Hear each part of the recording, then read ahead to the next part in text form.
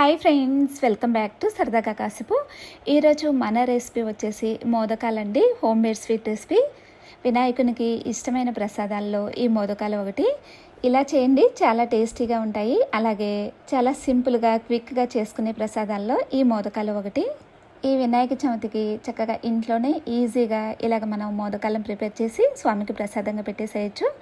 చాలా టేస్టీగా ఉంటాయి. ఇలా చేశారంటే చూస్తుంటేనే మనకు నోరూరించేలాగా కనిపిస్తూ ఉన్నాయి కదా. టేస్ట్ కూడా చాలా బాగుంటాయండి. ఇలాగ మనం కొబ్బరి స్వీట్ తోటి చక్కగా ఇలాగ మనం మోదకాలు చేసామంటే ఎంతో టేస్టీగా ఉంటాయి. ఇక మనం లేట్ చేయకుండా వీడియోలోకి వెళ్ళిపోదాం. ఇక్కడ ముందుగా 1 కప్పు వరకు కూడా చిన్న చిన్న ముక్కలుగా కట్ చేసుకున్న పచ్చి కొబ్బరి ముక్కలు తీసుకున్నానండి. ఇప్పుడు వీటిని ఒక మిక్సీ జార్ తీసుకుని దానిలోకి వేసుకుని గ్రైండ్ చేసుకుందాము. ఇక్కడ చూస్తున్నారు కదా, మనకు కొబ్బరి పొడి రెడీ అయిపోయింది. ఇలాగ మనం గ్రైండ్ చేసుకుని ఒక సైడ్కి పెట్టేసుకుని ఉంచుకుందాము. అలాగే ఇంకో సైడు స్టవ్ ఆన్ చేసుకుని ఒక ప్యాన్ పెట్టేసి ఒక 2 స్పూన్స్ వరకు కూడా నెయ్యిని వేసుకుందాము. నెయ్యి వేసుకున్న తర్వాత ఇప్పుడు మనం 1 కప్పు తోటి 1 కప్పు వరకు కొబ్బరి తురుమును వేసుకుందామండి. మనం తీసుకున్న 1 కప్పు కొబ్బరి ముక్కలకి 1 కప్పు వరకు కూడా కొబ్బరి పొడి అయింది. సో ఇప్పుడు ఆ కొబ్బరి పొడి వేసుకుని ఫ్లేమ్ని లో ఫ్లేమ్లోనే ఉంచుకొని కలుపుకుంటూ ఈ నేతిలో ఈ కొబ్బరిని వేయించుకుందాము. ఇక్కడ మనకు కొబ్బరి వేగినప్పుడు మంచి స్మెల్ వస్తూ ఉంటుందండి. మరీ ఎక్కువసేపు మనకు ఫ్రై అవ్వాల్సిన అవసరం లేదు.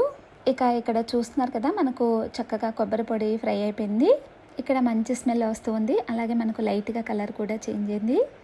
ఇలాగ ఫ్రై చేసుకున్న తర్వాత ఇప్పుడు మనం ఏ కప్పుతో అయితే కొబ్బరిని తీసుకున్నామో, కొబ్బరి తురుము తీసుకున్నామో అదే కప్పుతోటి 1/4 కప్పు వరకు కూడా బెల్లం తురుమును వేసుకుందాము. 1 కప్పు కొబ్బరి పొడికి అదే కప్పుతోటి 1/4 కప్పు వరకు కూడా బెల్లం తురుమును వేసుకుంటే సరిపోతుందండి. స్వీట్ అనేది కరెక్ట్గా సరిపోతుంది.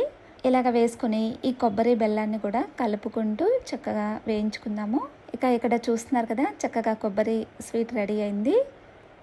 ఇప్పుడు దీంట్లోకి కాస్త ఎలాచీ పౌడర్ కూడా వేసుకుందామండి. ఇది వేసుకోవటం వల్ల మనం చేసే ఈ మోదకాలు తింటూ ఉంటే చాలా టేస్టీగా ఉంటాయి. ఈ బెల్లం అలాగే ఈ కొబ్బరి చక్కగా మంచిగా కుక్ చేసుకోవాలి. ఇలాగ కుక్ చేసుకున్న తర్వాత ఇప్పుడు మనం ఒకసారి చూసుకుందాము.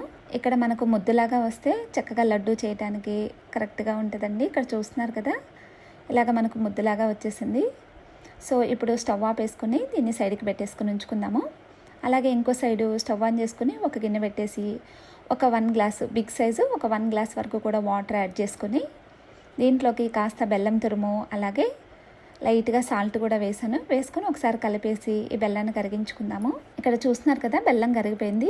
ఇప్పుడు మనం స్టవ్ ఆఫ్ వేసుకొని ఒక 1 కప్పు ఫుల్ కప్పు 1 కప్పు వరకు కూడా రైస్ ఫ్లోర్ని వేస్తున్నాను. ఇలాగ మనం రైస్ ఫ్లోర్ని వేసుకొని బాగా కలిసేలాగా మిక్స్ చేసుకుందాము. దీన్ని ఇప్పుడు మనం ఒక ప్లేట్లోకి వేసుకుందామండి. వేసుకొని కాస్త చల్లారిపోయిన తర్వాత ఒకసారి మనం మొత్తం కూడా బాగా కలిసేలాగా మిక్స్ చేసుకుందాము.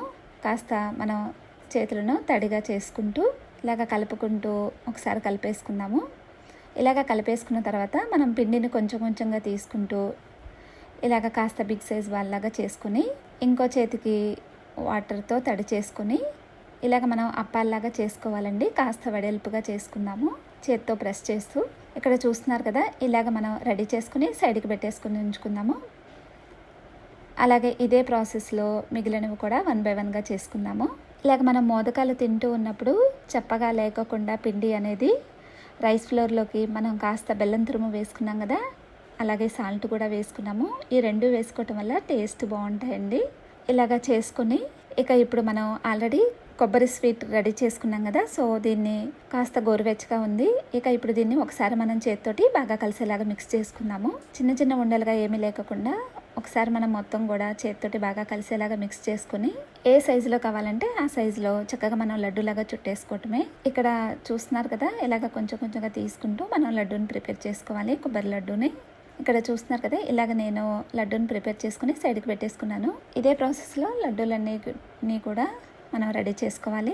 ఇలాగ రెడీ చేసుకున్న తర్వాత ఇప్పుడు మనం వరిపిండితోటి అప్పాల్లాగా చేసుకున్నాం కదా, సో మనం ఇలాగ చేతితోటి కాస్త వెడల్పుగా ప్రెస్ చేస్తూ స్టఫింగ్కి రెడీ చేసుకుందామండి.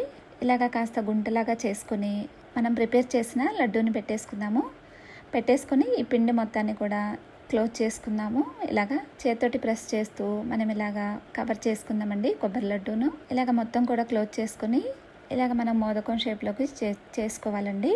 మనకు మౌల్డ్స్తో పని లేకుండానే ఇలాగ చేతితోటి చక్కగా మోదకాలను ప్రిపేర్ చేసుకోవచ్చు. ఇక్కడ చూస్తున్నారు కదా, ఇలాగ మనం మోదకాన్ని రెడీ చేసుకొని ఒక ఫోర్క్ తోటి అలాగే టూత్పిక్ ఏదైనా కానీ యూజ్ చేయొచ్చు. చక్కగా ఇలాగ మనం ఫోర్క్ తోటి ఈ మోదకం షేప్ని ప్రిపేర్ చేసుకుందాము. ఇలాగ రెడీ చేసుకుని సైడ్కి పెట్టేసుకుందాము. అలాగే ఇదే ప్రాసెస్లో మిగిలినవి కూడా చేసుకుని అన్నిటినీ కూడా ఒక ప్లేట్లోకి పెట్టేసుకుందాము. ఇక్కడ చూస్తున్నారు కదా, చాలా సింపుల్గా మనం క్విక్గా రెడీ చేసుకున్నామండి ఈ మోదకాలను. ఇలాగ అన్నిటినీ కూడా రెడీ చేసుకున్న తర్వాత ఇప్పుడు మనం దీన్ని స్టీమ్ చేసుకుందాము. ఇప్పుడు ఇలాగ వెడల్పుగా ఉన్న హోల్స్ ఉన్న గిన్నె ఒకటి తీసుకొని ఇలాగ మోదకాలన్నింటినీ కూడా దీంట్లోకి పెట్టేసుకుందాము. స్టీమ్ చేసుకోవడానికి ఇది చక్కగా సరిపోతుంది. ఇక స్టవ్ ఆన్ చేసుకొని ఇడ్లీ కుక్కర్ గిన్నె పెట్టేసుకొని దాంట్లోకి ఒక 1 గ్లాస్ వరకు కూడా వాటర్ వేసుకుని దానిపైన ఇది పెట్టేద్దామండి. చక్కగా మనకు మంచిగా స్టీమ్ అవుతుంది. ఫ్లేమ్ని మీడియం ఫ్లేమ్లో పెట్టేసుకొని మనం మూత పెట్టేసుకుందాము. ఒక 10 మినిట్స్ వరకు కూడా మనం స్టీమ్ చేసుకుందామండి. ఒక 10 మినిట్స్ తర్వాత మూత తీసుకుని చూసుకున్నామంటే చక్కగా మనకు మోదకాలు రెడీ అయిపోయాయి. ఇక స్టవ్ ఆపేసుకుని కాస్త చల్లారిపోయిన తర్వాత ఇప్పుడు వీటిని 1 బై 1గా తీసుకుంటూ చక్కగా ఒక ప్లేట్లోకి వేసుకోవటమే. అన్నిటినీ కూడా ఇలాగ ప్లేట్లోకి వేసుకుని మనకు మోదకాలు రెడీ అయిపోయాయండి. చాలా సింపుల్గా క్విక్గా రెడీ చేసుకోవచ్చు. ఈ మోదకాలను చాలా టేస్టీగా ఉంటాయి. ఇలాగ చేసుకుని స్వామికి మనం ప్రసాదంగా పెట్టేసేయచ్చు. తప్పకుండా మీరు కూడా ఇలాగ ట్రై చేయండి, అందరికీ కూడా నచ్చుతుంది. ట్రై చేసి మీకు ఎలా వచ్చింది అనేది కామెంట్ చేయడం మాత్రం మర్చిపోమాకండి. ఈ వీడియో మీకు నచ్చిందని అనుకుంటున్నాను. ఈ వీడియో నచ్చినట్టయితే ఒక లైక్ చేయండి. అలాగే ఇలాంటి మరిన్ని రెసిపీస్ కోసం మన ఛానల్ని సబ్స్క్రైబ్ చేసుకొని ఫ్రెండ్స్ అండ్ ఫ్యామిలీ మెంబర్స్కి షేర్ చేయండి.